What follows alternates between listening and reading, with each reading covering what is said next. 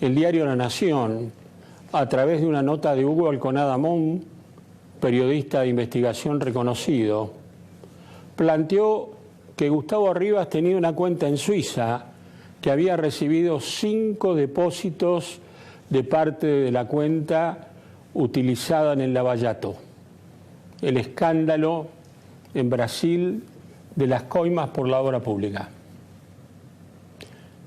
La información de Hugo Alconada Mon estaba respaldada en un sindicato de periodistas peruanos que vienen investigando esta trama tortuosa de Odebrecht, que tiene entre sus espacios más negros la muerte del integrante de la Corte Suprema que le daba conformidad a la investigación de los fiscales y al juez en torno al escándalo de Odebrecht. La reacción de Gustavo Arribas fue lenta. Primero envió un comunicado la Exide, que dijo desconocer que eso no existía. Después la propia Exide reconoció que había habido un solo depósito, no 5. Pero mientras el diario La Nación sostenía su información, de hecho hasta ahora no la desmintió, y este no es un dato menor, el banco donde tiene la cuenta arriba en Suiza desmintió 5 depósitos. Reconoció uno solo de $75.000 que después se dijo era producto de la venta de un departamento en Brasil que hizo el propio Gustavo Arribas. Lo notable que a medida que pasaban los días después de esta denuncia periodística, la columna vertebral de la política argentina se enfiló detrás de ella. Primero Elisa Carrió presentó una denuncia repitiendo textualmente la nota de La Nación. Después el radicalismo, a través de personas prestigiosas como Mario Negri, Julio Cobos, pidió casi la interpelación de Arribas. El juez que va a entender en la causa, que ahora está de vacaciones, Canicova Corral, leyendo los diarios, dijo, ¿no? Señaló que era imposible vincular a Gustavo Arribas con el escándalo de Odebrecht porque no era funcionario. A todo esto, el jefe de la inteligencia argentina continuó sus vacaciones en Brasil. Ni se mosqueó. Ni se mosqueó. Lo notable fue que el propio presidente Macri salió a respaldar al funcionario. Y hoy un diario, el diario Clarín, en una columna de Eduardo Van der Koy, dijo que atacarlo a Arribas para Macri era atacarlo a él mismo. También debe ser lo mismo si se llega a atacar a Marcos Peña, a Lopetegui o a Quintana, hombres a los cuales el presidente definió como sus ojos, sus oídos y su inteligencia. ¿Por qué hablamos de Gustavo Arribas? Porque según el propio presidente va a regresar con los papeles que demuestran que no ha tenido absolutamente nada que ver con lo que planteó el diario. Mañana vuelve al país, después de sus vacaciones, Gustavo Arribas. Se supone que traerá los papeles que demuestran que efectivamente vendió un departamento, que ese es el único depósito. En realidad no se sabe cuánto dinero tenía Arribas en esa cuenta. Supone esto que va a haber una investigación judicial. Mañana, también, o el martes, Elisa Carrió va a ratificar su denuncia pidiendo que se investigue lo que planteó La Nación. Lo notable de todo esto es que después de la palabra del presidente Macri, ni los políticos volvieron a hablar del caso de Arribas, ni La Nación siguió profundizando la investigación y de hecho está guardando silencio el diario. ¿Significa esto que La Nación se equivocó? ¿O se ha generado en torno a este caso algún ambiente de presión? Es notable también la posición de ciertos organismos oficiales en torno al caso de Gustavo Arribas. La Unidad de Información Financiera, la UIF, que investiga casos como este, tiene la información sobre el tema Arribas, pero dijo que no la había dado a conocer porque todavía no ha llegado a tener estado judicial. Y planteó al periodismo en un comunicado como ansioso. El periodismo es ansioso, dijo la Unidad de Información Financiera. ¿Qué pasa con la Oficina Anticorrupción que conduce Laura Alonso, muy celosa de proteger los intereses del gobierno y del PRO? Recién ahora se sabe que ha abierto una investigación, levemente.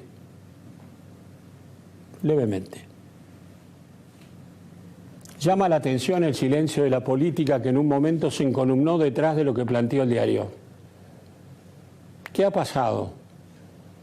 Esperemos confiados que Gustavo Arribas dé algún tipo de explicación pública, sería notable que lo hiciera, pero de hecho me da la impresión que todo esto va a terminar en el callejón de la justicia. Sería bueno que hubiera datos que aclararan la situación. Gustavo Arribas es íntimo amigo del presidente. Macri en algún momento dijo que lo de Gustavo Arribas en la ex-IDE era su mejor designación. Esperemos confiados en que haya algún tipo de dato que resuelva este entuerto que ha terminado en el silencio periodístico y político. En estos días se produjo la salida del gobierno de la presidenta del Banco Nación, Carlos Melconian, un economista que se fue, él mismo lo dijo, a disgusto, no quería abandonar ese puesto, pero que se fue diciendo: yo soy un soldado de Macri. Melconian cumplió una buena tarea al frente del Banco Nación. ¿Por qué entonces hubo de irse? Se lo pidió Macri. Es conocida la posición de Melconian adversa al manejo de la política económica de este gobierno. También es cierto que Melconian en un momento supuso que él iba a ser ministro de Economía. Algún gesto de Macri antes de las designaciones del gabinete se lo dio para pensar. Gestos de la intimidad, te quiero sentado al lado mío, habla, pero cuando llegó la repartición de cargos, solo le tocó el Banco Nación. Carlos Melconian descree el éxito de esta política económica. Y si uno ve los ficheros, los puestos que había ido creando y ocupando en la presidencia del Banco Nación, podemos señalar que había prácticamente ahí un equipo económico suplente. La salida de Pratgay avivó la posibilidad de que Melconian se sintiera ministro de Economía. Sí. La verdad que sí. No puedo decir si lo de Nicolás Dufosne lo golpeó o no lo golpeó. Seguramente sí. Gente cercana a Carlos Melconian dice que a partir de esa designación, Melconian sabía que no iba a ser ministro de Economía de Macri y que su ciclo en el gobierno había concluido. Una vez más, el presidente Macri, como pasó con Pratgay y ahora con Melconian, adelantó las jugadas. Y Melconian, un hombre que supuso que en algún momento iba a ser ministro de Economía, esto lo digo yo, se dio cuenta que el tren había pasado. Y así abandonó el gobierno. El macrismo, el PRO, ha desarrollado un sistema de salidas del gobierno de una civilización política casi europea. La gente que se va respalda al presidente, se va tranquila, sin desconformidades.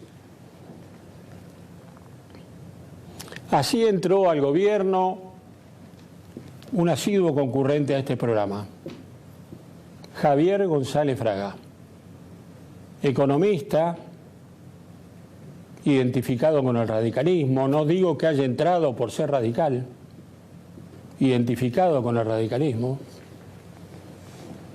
Un hombre que había escrito en el mismo diario La Nación, ahora unos 15 o 20 días antes, una columna señalando que el gradualismo y las inversiones eran la salida de la economía argentina. Y agregaba un dato político: no se deben perder las elecciones de octubre de este año. No se deben perder las elecciones de octubre de este año. Esa es la relación de Javier González Fraga con el gobierno. Se lleva bien con la columna del poder de este gobierno. La columna del poder de este gobierno es Macri, Marcos Peña, Lopetegui y Quintana. Cada vez más y cada vez más sobresaliendo Quintana. Un hombre que llama a él, al ministro de Economía, para decirle vamos a reunirnos. Un hombre que comenzó a llamarlo a Melconian para decirnos tenemos que ver, cuando Melconian estaba acostumbrado a hablar directamente con el presidente Macri. Javier González Fraga tiene proximidad con esta mesa del poder. Y tiene ascendente sobre el resto de los integrantes del equipo económico, con el propio presidente del Banco Central, Sturzenegger, como lo tenía con el ex ministro Pratgay. Ha sido maestro y formador de algunos de los integrantes de este equipo. Dice en el gobierno que esto le va a dar más coherencia, más estabilidad al equipo económico. Eso se va a ver en los resultados. Hay otro cambio que pasó desapercibido, pero que tiene repercusiones políticas extraordinarias. Se fue Darío Chaín, un hombre muy cercano a Mauricio Macri, que se ocupaba de la Secretaría de Obras Públicas. Ya los diarios lo habían renunciado hace.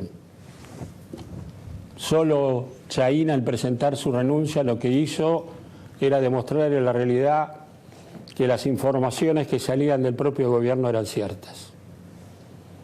Pero ¿cuál es la repercusión política extraordinaria de todo esto? Que el ministro del Interior y Obras Públicas, Rogelio Frigerio, va a supervisar una secretaría en la cual tenía límites y va a manejar toda la obra pública nacional. Obra pública que va a ser el eje de la campaña electoral de Mauricio Macri y su gobierno. Según el propio Rogelio Frigerio, va a hacer estallar la obra pública.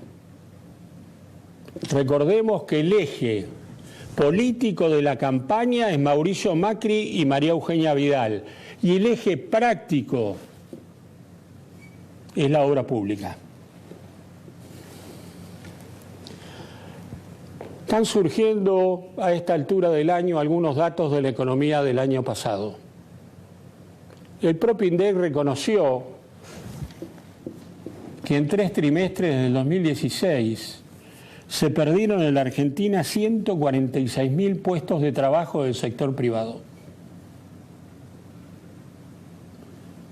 Y la inflación llegó a un 40%. El gobierno hoy, a través de Clarín, dio a conocer un documento económico, se dice que reservado, expresando el optimismo en torno a la economía de este año. Ya no solo hablan de un 3% de crecimiento, arriesgan 3,5%, 5%, inflación entre el 17 y el 20%, todos cálculos optimistas. Sin embargo, hay apreciaciones contrarias que surgen en el camino. El Fondo Monetario Internacional predice que el crecimiento de la Argentina va a ser menor al 3%. El JP Morgan, banco que es cuna de muchos de los integrantes del equipo económico, dice que el crecimiento económico de este año se va a ver postergado al segundo trimestre. Segundo trimestre. No es que el gobierno espera. El gobierno espera en este primer trimestre mostrar índices más decorosos en la economía. Arriesga que en el último mes del año se creció el 0,9%. Veremos que el resultado económico del 2016 va a mostrar recesión. Así está el tablero político y económico hoy en el país. De esto y otros temas vamos a conversar esta noche con Gabriel Catopodis, intendente de San Martín, un intendente del PJ en territorio PRO, cómo ve la seguridad, la obra pública y sobre todo, qué pasa con el PJ. ¿Va a haber reconstrucción o no del Partido Justicialista en la provincia de Buenos Aires? Después vamos a consultar a Carlos Fara. Carlos Fara es encuestador, es analista político, economía y elecciones, los parámetros para el 2017, el oficialismo y la oposición, Macri, Cristina Fernández de Kirchner, María Eugenia Vidal. Y después vamos a conversar con Diego Kravetz. Es un político que está a cargo de la seguridad en Lanús, un territorio que en la época del kirchnerismo se dio a conocer por la inseguridad. ¿Cuál fue la herencia que recibieron en ese tema? Robos, asesinatos, reclamos de la gente, la droga, la relación entre el municipio y la provincia en ese tema. Y tengo el gusto, una vez más, que me acompañe un amigo, un compañero, un periodista, Carlos Campolongo. Amigo, buenas noches, ¿cómo estás? Hola, Charly. Felicidades. Buen año y un placer estar. Te aprovecho para hablar de un tema del cual no hablé, sabiendo que venías.